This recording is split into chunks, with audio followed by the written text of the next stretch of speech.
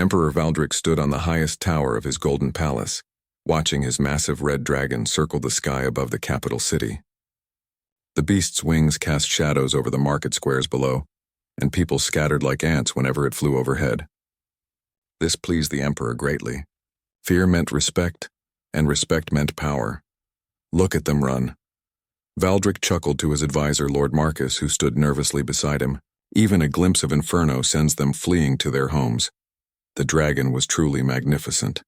Scales like polished rubies covered its enormous body, and when it roared, windows shattered for miles around. Inferno had been Valdric's greatest prize since he found the creature as a hatchling in the volcanic mountains 15 years ago.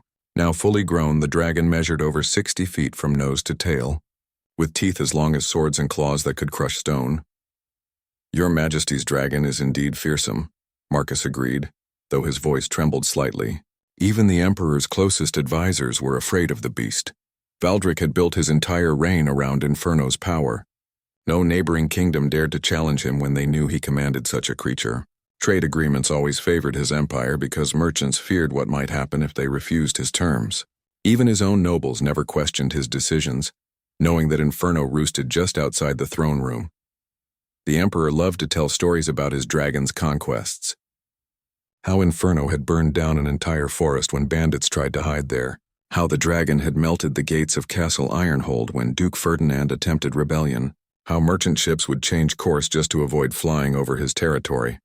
"Tonight we feast in honor of another peaceful year," Valdric announced. A year when no one dared challenge the might of Emperor Valdric and his dragon. As evening approached, the great hall filled with nobles, merchants, and foreign dignitaries. Golden plates held the finest foods and wine flowed freely from crystal goblets. But all eyes kept drifting toward the massive doors that led to the dragon's lair. Occasionally they could hear Inferno's deep breathing or the scrape of claws against stone. "Tell us again about the Battle of Crimson Pass," requested Lady Arabella, one of the visiting dignitaries from the eastern provinces. Valdric's chest swelled with pride. This was his favorite story. "Ah yes, when 3 enemy armies thought they could march against us at once. Poor fools had no idea what awaited them in that narrow mountain pass." He stood up, wine goblet in hand, and began pacing as he spoke.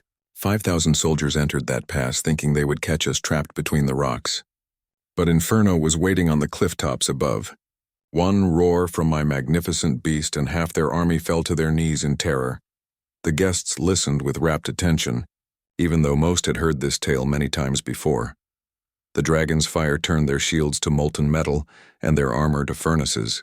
Those who weren't burned alive fled screaming back down the mountain. Not a single enemy soldier made it through that pass alive. Wild applause erupted from the crowd. Valdric basked in their admiration, raising his goblet high. "And what of the siege at Port Goldwater?" called out another guest. "Another glorious victory," Valdric declared. Their mighty stone walls meant nothing when Inferno melted the gates like candle wax. The defenders surrendered before the dragon even landed in their courtyard. As the night wore on, the emperor told story after story. Each tale grew more impressive than the last. Some guests began to wonder if all these stories could possibly be true, but none dared voice their doubts aloud.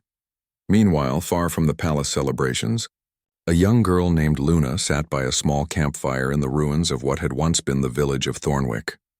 The settlement had been abandoned 3 months ago when rumors spread that the Emperor's dragon had been spotted flying nearby. Now only Luna remained, having nowhere else to go. At 14 years old, Luna had already survived more hardships than most adults. Her parents had died in a plague when she was 7, leaving her to fend for herself on the streets. She had learned to find food where others saw only empty wasteland, and to make shelter from materials that others would discard. Luna had no fear of the Emperor or his dragon. She had heard all the stories, of course. Every person in the Empire knew about Inferno's terrible power.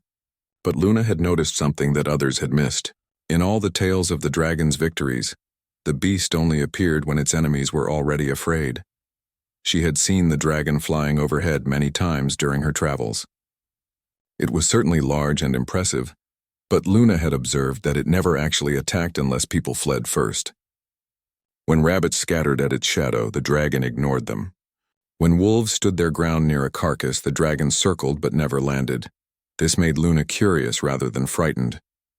While others saw a monster to be feared, She saw a creature that might not be as dangerous as everyone believed.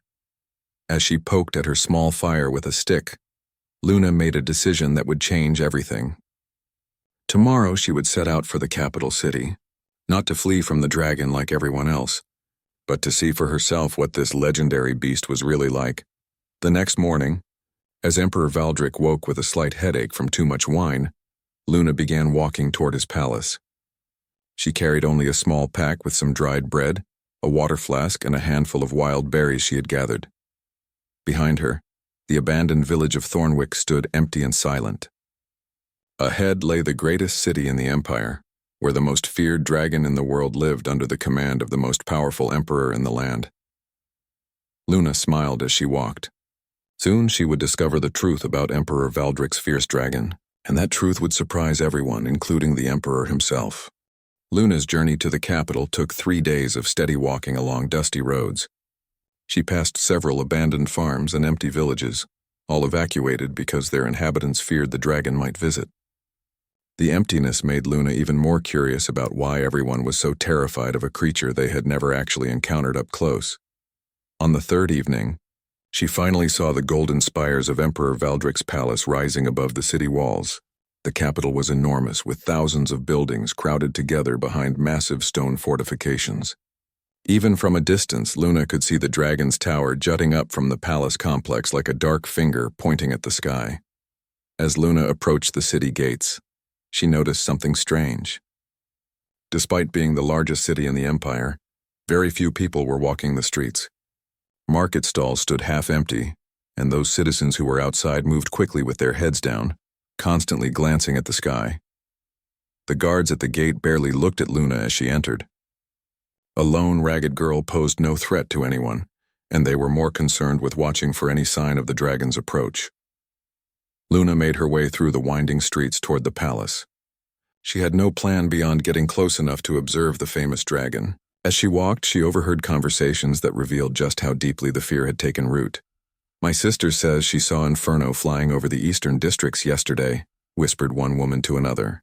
"She locked herself in her cellar for 6 hours. "Smart woman," replied her companion. "Remember what happened to Baker Thompson? He looked directly at the dragon when it flew overhead. His hair turned white from terror, and he hasn't spoken a word since." Luna shook her head at these stories. The more she heard, the more convinced she became that people's fear was creating monsters that didn't really exist. As night fell, Luna found a hiding spot in an alley near the palace walls. From here, she could see into the courtyard where the dragon's tower stood.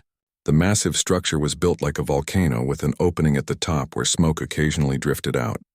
Around midnight, Luna heard a sound that made her heart race. Not from fear, but from excitement. The deep rumbling call of the dragon echoed across the city. Within seconds, every light in every window went out as people extinguished their lamps and hid. Then Luna saw Inferno for the first time up close. The dragon emerged from the tower opening and spread its enormous wings. In the moonlight, its red scales gleamed like jewels, and its size was truly impressive.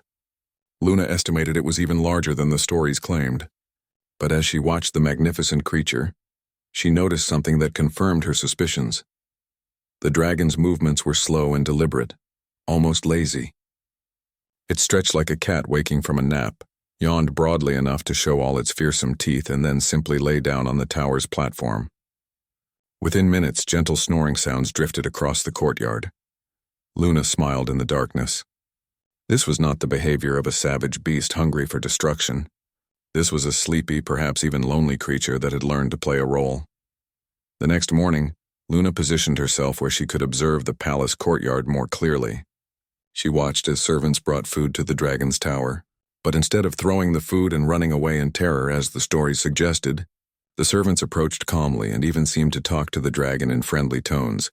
One elderly servant even reached up to pat the dragon's enormous nose before walking away. Inferno responded by making a sound that was almost like purring. This was definitely not the behavior described in Emperor Valdric's boastful tales. Around noon, Luna witnessed something that made everything clear. A group of foreign ambassadors had arrived for an audience with the emperor. As their carriages approached the palace gates, Emperor Valdric appeared on his balcony and gave a subtle hand signal. Immediately, Inferno emerged from the tower and began what could only be described as a performance. The dragon roared impressively, breathed a controlled stream of fire into the air, and flew in threatening circles above the courtyard. The ambassadors cowered in their carriages, clearly terrified, but Luna noticed that the dragon's eyes kept looking back at Emperor Valdric as if waiting for approval. When the Emperor nodded, Inferno landed and retreated back to the tower. The whole display had been carefully choreographed. "It's all an act," Luna whispered to herself. "The Emperor has trained his dragon to frighten people on command." This revelation made Luna think about all the stories she had heard. The Battle of Crimson Pass, the Siege of Port Goldwater, all the tales of the dragon's terrible victories. She began to suspect that these stories had been greatly exaggerated, if not completely invented. That evening, Luna made a bold decision. She would find a way to meet this dragon face to face without the Emperor's knowledge or control. She wanted to discover what Inferno was really like when no one was ordering it to be frightening. The palace walls were high, but Luna had spent years living on the streets and was an excellent climber. She waited until the darkest part of the night, when the guards would be sleepy and inattentive. Using cracks in the stone wall and decorative carvings as handholds, Luna slowly made her way up the outer wall of the palace. Her heart pounded with excitement rather than fear. She was about to do something that no person in the Empire had dared attempt: approach the Emperor's dragon without permission. As she reached the top of the wall, Luna could see directly into the dragon's tower. Inferno was curled up like an enormous cat, sleeping peacefully. Moonlight streaming through the tower opening illuminated the creature's beautiful scales and the gentle rise and fall of its breathing. Luna carefully climbed down into the courtyard and approached the tower. She had come too far to turn back now. Tomorrow she would find a way to meet Emperor Valdric's fierce dragon and discover the truth that everyone else was too frightened to see. But as Luna settled into a hiding spot near the tower base, she had no idea that her presence had already been detected. High above, one enormous golden eye had quietly opened and was watching her with intelligent curiosity. Luna woke at dawn to find herself staring directly into the largest, most beautiful golden eyes she had ever seen. Inferno's massive head was hanging down from the tower opening, only a few feet away from where she had been sleeping. Any normal person would have screamed in terror and run for their life. Instead, Luna smiled and said quietly, "Good morning. You're much more beautiful up close than I expected." The dragon's eyes widened slightly as if surprised by this unexpected greeting. For a long moment, the two simply looked at each other. Luna felt no fear, only wonder at the magnificent creature before her. Inferno seemed equally curious about this strange human who wasn't running away in panic. "I've been watching you," Luna continued in a gentle voice. "You're not really the terrible monster everyone thinks you are you?" Inferno tilted its enormous head, almost like a dog trying to understand human speech. Then very slowly the dragon lowered its head until it was resting on the ground near Luna. This brought them to eye level, and Luna could see intelligence and loneliness in those golden depths. Without thinking, Luna reached out and gently touched the dragon's nose. The scales were warm and smooth, like polished stone that had been sitting in sunlight. Inferno closed its eyes and made a soft rumbling sound that was definitely purring. "I knew it," Luna whispered. "You're just lonely, aren't you? Everyone's so afraid of you that no one ever treats you like a friend." At that moment, they heard heavy footsteps echoing through the courtyard. Luna quickly rolled behind a stone pillar just as Emperor Valdric emerged from the palace, dressed in his morning robes and accompanied by several guards. "Inferno!" the Emperor called out sharply. "Why are you down here? Get back to your tower immediately." The dragon's demeanor changed instantly. The gentle, curious creature Luna had been talking to disappeared, replaced by what looked like a fierce beast. Inferno's eyes hardened, its muscles tensed, and it let out a low growl as it retreated to the tower opening. But Luna noticed something the Emperor missed. As Inferno climbed back up to its perch, the dragon glanced back at her hiding spot with what looked almost like regret. "I have important visitors coming today," Valdric announced to his guards. "Make sure everyone knows that Inferno is in a particularly bad mood. I want the entire palace staff properly terrified." As the Emperor and his entourage walked away, Luna emerged from her hiding place. She looked up at the tower where Inferno had retreated and whispered, "I'll be back tonight. I want to learn more about the real you." Luna spent the day exploring the city and listening to more stories about the dragon's supposed cruelty. She heard about villages that had been burned to ash, armies that had fled in terror, and brave knights who had tried to challenge the beast only to be never seen again. But now that Luna had met Inferno, these stories sounded even more ridiculous. The gentle creature she had touched that morning could never have done such terrible things. Either the stories were completely false, or there was much more to this situation than anyone realized. That evening, Luna witnessed another of the Emperor's carefully orchestrated performances. A delegation of merchants from distant lands had come to negotiate trade agreements. As they gathered in the courtyard for the meeting, Emperor Valdric once again signaled to his dragon. Inferno appeared on command, roaring ferociously and breathing impressive jets of flame high into the air. The merchants fell to their knees, begging for mercy and agreeing to whatever terms the Emperor demanded. They signed their contracts with shaking hands and left as quickly as possible. But Luna had been watching Inferno's eyes throughout the entire performance. The dragon looked tired and unhappy, like an actor forced to play the same role over and over again. When the show was over and the merchants had gone, Inferno's shoulders seemed to slump with exhaustion. The poor thing hates this, Luna realized. The Emperor is forcing it to pretend to be something it's not. Late that night, Luna climbed back into the courtyard. This time, Inferno was waiting for her. The dragon's head was already lowered to ground level, and those golden eyes were bright with anticipation. "I came back just like I promised," Luna said softly, approaching without fear. Inferno made the purring sound again and gently nuzzled Luna's shoulder with its enormous nose. The gesture was so tender that Luna laughed with delight. "You really are just a big lonely pet, aren't you?" she said, reaching up to stroke the dragon's snout. "How long has it been since anyone was kind to you?"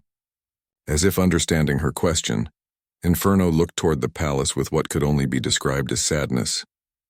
Then the dragon did something unexpected. It opened its mouth and very carefully picked up Luna in its teeth, being extremely gentle not to hurt her. "What are you doing?" Luna asked, more curious than frightened. Inferno lifted Luna up to the tower opening and carefully set her down on the platform. For the first time, Luna could see inside the dragon's living space. The tower was not the dark, terrifying lair she had expected. Instead, it was almost cozy, with soft sand covering the floor and several openings that let in moonlight and fresh air. Inferno had arranged smooth stones into comfortable resting areas, and Luna could see a pile of what looked like treasure in one corner. But as Luna looked closer, she realized the treasure was not gold and jewels as the stories claimed. Instead, it was a collection of simple, beautiful objects, colorful stones from the river, pretty feathers from rare birds, and carved wooden figures that the palace servants had probably given to the dragon over the years. "You collect beautiful things," Luna observed. "Just like I do." She reached into her small pack and pulled out some of the shiny pebbles and interesting rocks she had gathered during her travels. Inferno's eyes lit up with pleasure as Luna added these small gifts to the collection. For the next several hours, Luna and Inferno simply enjoyed each other's company. The dragon showed Luna its favorite sleeping spot, shared some of the fruit that servants had brought for dinner, and even let Luna ride on its back as it flew gentle circles around the inside of the tower. As dawn approached, Luna knew she had to leave before the Emperor discovered her presence. But as she prepared to climb back down to the courtyard, she made Inferno a promise. "I'm going to find a way to help you," she whispered. "You shouldn't have to pretend to be a monster when you're really so kind and gentle. Everyone deserves to know the truth about you." Inferno looked at Luna with such gratitude and hope that her heart nearly broke. She had found a friend in the most unexpected place, and now she was determined to free that friend from a life of loneliness and deception. Over the following weeks, Luna established a secret routine. During the day, she would explore the city and observe the Emperor's activities. At night, she would sneak into the palace courtyard to visit Inferno. Their friendship grew stronger with each meeting. Luna discovered that Inferno was incredibly intelligent. The dragon could understand complex conversations and even seemed to have a sense of humor. When Luna told stories about her travels, Inferno would respond with expressive eye movements and soft sounds that clearly showed interest and amusement. More importantly, Luna learned the truth about the dragon's past. Through careful observation and gentle questioning of palace servants, she pieced together Inferno's real story. The dragon had indeed been found as a baby by Emperor Valdric, but not in some heroic quest as the Emperor claimed. A group of the Emperor's soldiers had discovered the infant dragon alone, and scared after its mother had been killed by hunters. Instead of helping the orphaned creature, they had captured it and brought it to the palace. Valdric had raised Inferno from infancy, but not with love and care. Instead, he had trained the dragon through fear and manipulation. Whenever Inferno showed natural gentleness, it was punished. Whenever it acted fierce and frightening, it was rewarded with food and comfort. "He turned you into a weapon," Luna said sadly during one of their nighttime visits. "But that's not who you really are, is it?" Inferno shook its massive head, and Luna could see pain in those golden eyes. The dragon had learned to play the role of a monster to survive, but its true nature was gentle and kind. Luna also discovered that many of the Emperor's famous victory stories were complete lies. The Battle of Crimson Pass had never happened. The siege of Port Goldwater was actually a peaceful negotiation, where the city had surrendered without any fighting at all. The Emperor had simply used people's fear of dragons to create a reputation for himself. "He's been lying to everyone," Luna realized, "including you. He's made you think you have to be scary to be valuable, but that's not true at all." During their time together, Luna began teaching Inferno about friendship and kindness. She showed the dragon how to be gentle with small creatures, bringing field mice and birds that needed help. Inferno learned to use its great strength to heal rather than harm, carefully warming injured animals with controlled breaths of fire and using its claws to build tiny shelters. The dragon's confidence began to grow. For the first time in its life, Inferno was learning what it felt like to be appreciated for its true self, rather than feared for its appearance.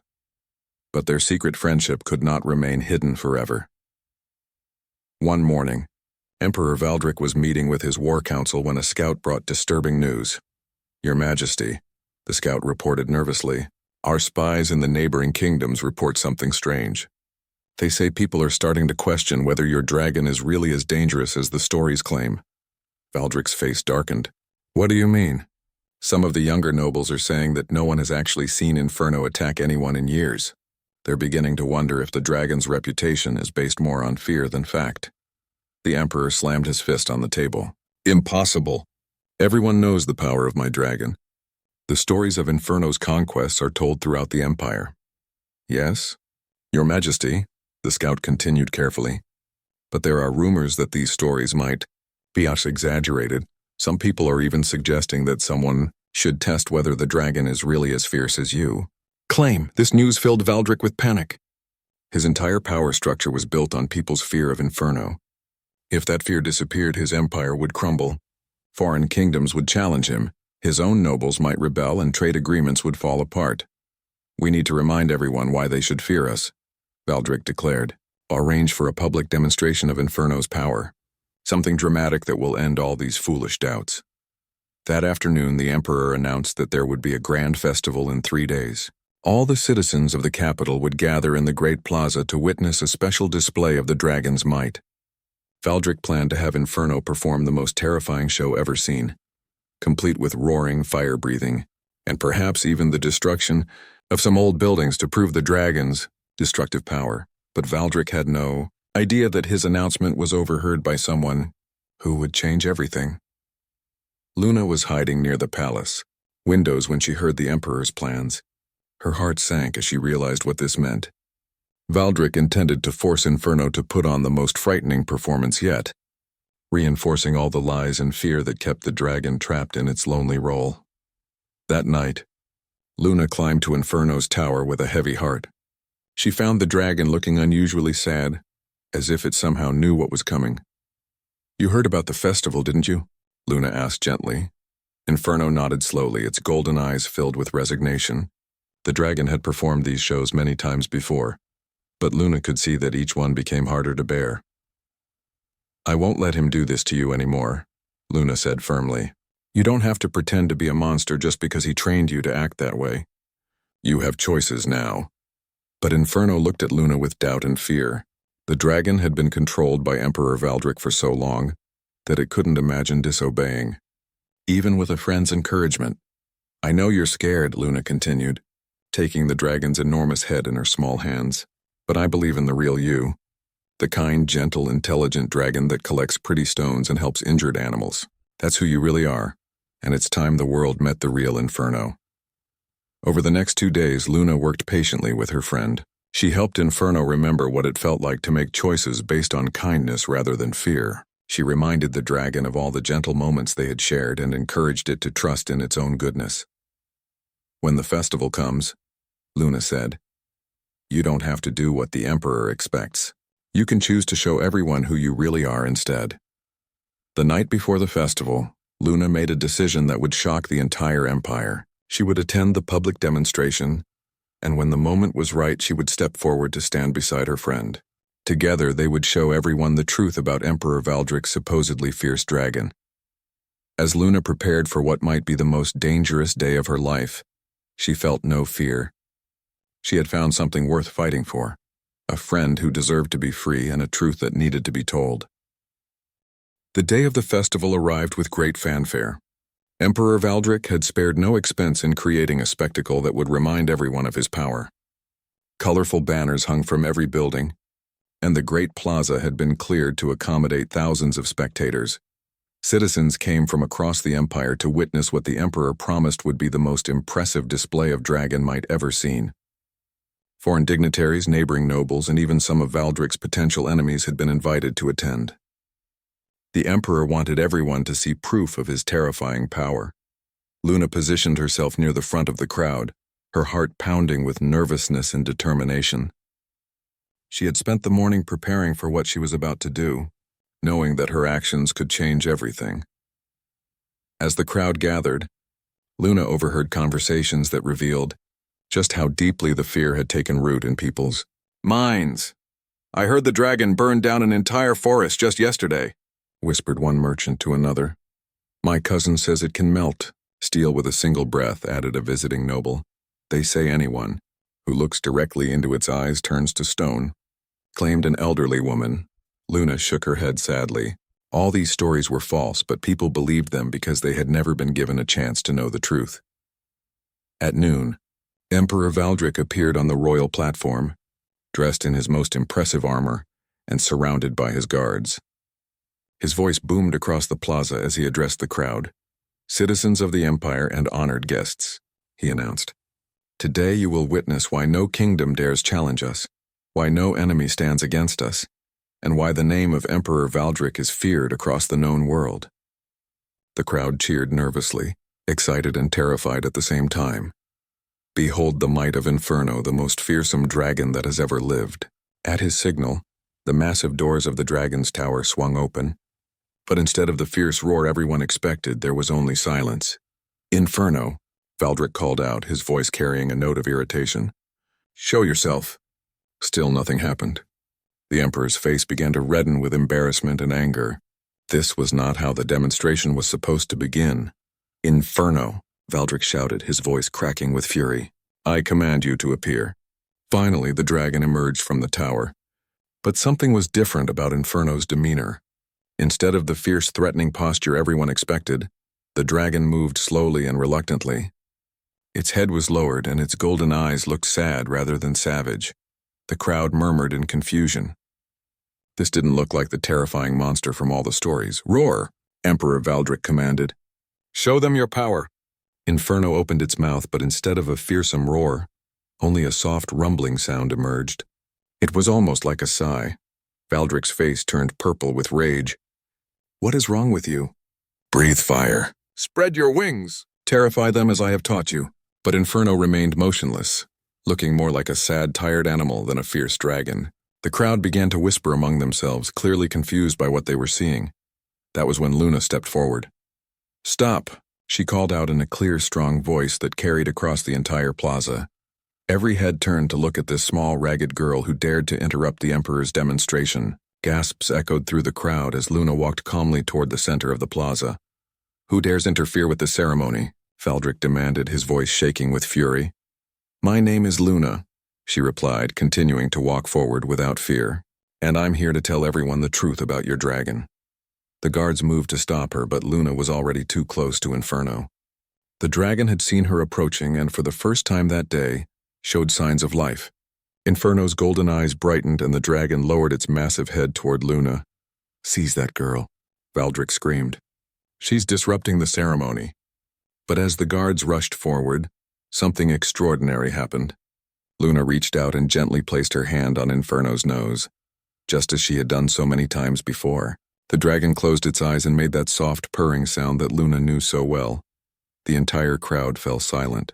They had expected to see a person devoured by a savage beast. Instead, they were witnessing the gentlest interaction imaginable between a small girl and an enormous dragon. "This is Inferno," Luna announced, her voice carrying clearly across the stunned plaza. "But not the Inferno from your Emperor's stories. This is the real Inferno. A kind, intelligent, gentle creature who has been forced to pretend to be a monster." She turned to face the crowd, one hand still resting on the dragon's snout. "All those stories about burned villages and terrified armies? They're lies. This dragon has never hurt anyone. Emperor Valdric has been using your fear to control you, but there was never anything to be afraid of." Valdric was trembling with rage and desperation. His entire empire was built on the illusion of power that Luna was destroying with every word. "Guards," he screamed. "Kill the girl and restrain the dragon!" But as the soldiers approached with their weapons drawn, Inferno finally reacted, not with the savage fury everyone expected, but with protective gentleness. The dragon carefully wrapped one enormous wing around Luna, shielding her from harm while making it clear that no one would be allowed to hurt her. The crowd watched in amazement as this supposedly terrifying beast displayed nothing but love and loyalty toward the brave girl who had shown it kindness, you see? Luna called out from beneath Inferno's protective wing. "This is what happens when you treat someone with respect instead of fear. You don't get a monster, you get a friend." The Emperor's carefully constructed world of lies was crumbling before his eyes. People in the crowd were beginning to murmur among themselves, questioning everything. They had been told about the dragon's supposed cruelty. Some of the bolder spectators even began stepping closer to get a better look at the gentle giant that was carefully protecting a small human girl. For the first time in years, people were seeing Inferno not as a weapon of terror, but as a magnificent creature capable of love and friendship. Emperor Valdric realized that his reign of fear was coming to an end. But he wasn't ready to give up without a fight. Emperor Valdric drew his sword, his face twisted with desperate fury. "If my dragon will not obey, then I will remind everyone why they should fear me," he shouted. "Guards, advance. Kill the girl and chain the beast." But as the soldiers moved forward, something remarkable happened. The people in the crowd began to step between the guards and Luna. Citizens who had lived in fear for years suddenly found the courage to protect the brave girl who had shown them the truth. "Leave her alone," called out a baker who had closed his shop every time he heard rumors of the dragon flying nearby. "She's done nothing wrong," added a merchant who had paid unfair taxes for years because he was afraid to negotiate with the Emperor. "The girl speaks the truth," declared an elderly woman who had lost her son to the Emperor's wars. "We've been living in fear of lies." More and more people joined the protective circle around Luna and Inferno. The guards found themselves facing not a single rebellious girl, but hundreds of citizens who had finally realized they had been deceived. Emperor Valdric looked around in shock as his power crumbled before his eyes. Foreign dignitaries were backing away from him in disgust. His own nobles were whispering among themselves, clearly questioning their loyalty to a ruler who had built his reign on deception. "You don't understand," Valdric screamed desperately. "Without fear of the dragon, there will be chaos. Other kingdoms will attack us. Our enemies will destroy everything we have built." Luna emerged from beneath Inferno's wing and faced the Emperor directly. Her young voice carried wisdom beyond her years as she addressed not just Valdric, but the entire crowd. "There are better ways to build a kingdom than through fear," she said. "You could try friendship, fairness, and honesty. You could earn people's respect instead of demanding their terror." She gestured toward Inferno, who was now sitting peacefully beside her like an enormous, scaly dog. "This dragon could be your kingdom's greatest treasure, not as a weapon, but as a symbol of protection and wisdom. Imagine if instead of hiding from Inferno, people could visit and learn from such a magnificent creature. Imagine if children could grow up knowing that dragons are friends, not monsters." The crowd murmured with growing excitement as they considered Luna's words. The idea of living without constant fear was incredibly appealing. But Emperor Valdric was not finished. Driven by desperation, he raised his sword and charged directly at Luna, intending to end her influence once and for all. That was when Inferno truly revealed its nature. The dragon moved faster than anyone thought possible, but not to attack the Emperor. Instead, Inferno gently but firmly pinned Valdric to the ground with one enormous claw, being careful not to hurt him while preventing him from harming Luna. The Emperor struggled beneath the dragon's hold, still trying to reach his sword. "Release me, you stupid beast. I am your master. You belong to me." Inferno looked down at the man who had controlled its life for so many years. Then the dragon did something that surprised everyone, including Luna. It began to speak. The dragon's voice was deep and melodious, like distant thunder mixed with the sound of wind through mountains. "I belong to no one," Inferno said clearly. "I am not a weapon. I am not a monster. I am simply myself, and I choose friendship over fear." The crowd gasped in amazement. No one had known that the dragon could speak. Valdric had kept this secret, probably because a talking dragon would have been harder to control than a supposedly mindless beast. "You trained me to frighten people," Inferno continued, still holding the Emperor gently but firmly. "But this young human taught me something better. She taught me that I could choose kindness instead of cruelty, love instead of loneliness. And now I make that choice." The dragon released Emperor Valdric and stepped back. The former ruler scrambled to his feet, looking small and powerless without his illusions of terror to support him. "From this day forward," Inferno announced to the crowd, "I will use my strength to protect rather than threaten, to help rather than harm. Anyone who needs assistance, anyone who seeks wisdom, anyone who simply wants a friend will be welcome." The crowd erupted in cheers. Children who had hidden in cellars at the mere mention of dragons now clapped their hands in delight. Adults who had lived in constant anxiety felt as if enormous weights had been lifted from their shoulders. Luna climbed onto Inferno's back and addressed the crowd one final time. "Your Emperor was wrong about many things, but he was right about one. This dragon truly is magnificent, not because it's frightening, but because it's wise and kind and brave enough to choose love over fear." In the weeks that followed, everything changed. Emperor Valdric was peacefully removed from power and replaced by a council of wise citizens who believed in ruling through cooperation rather than intimidation. The former emperor was given a small house in the countryside, where he could live quietly and perhaps learn to find happiness without needing to control others. Inferno became the beloved guardian of the kingdom, offering wisdom to those who sought it and protection to those who needed it. The dragon's tower was transformed into a place of learning where people could come to study, ask questions, and simply enjoy the company of their remarkable friend. Luna became Inferno's official companion and the kingdom's youngest advisor. She helped people understand that friendship was always stronger than fear, and that the most powerful magic in the world was simply treating others with kindness and respect. Children who had once hidden from dragon shadows now lined up for the chance to ride on Inferno's back. Farmers brought sick animals for the dragon to heal with gentle warmth. Scholars came from distant lands to learn from the dragon's ancient wisdom. And every evening, as the sun set over the Golden Palace, Luna and Inferno would sit together on the tower platform, watching over their peaceful kingdom and talking about the adventures they would share tomorrow. The Emperor had boasted about his fierce dragon, but in the end, it was the dragon's gentleness that proved to be the most powerful force of all. And it took an orphan girl with a brave heart to show everyone that sometimes the most important truth is the one that no one expects to hear.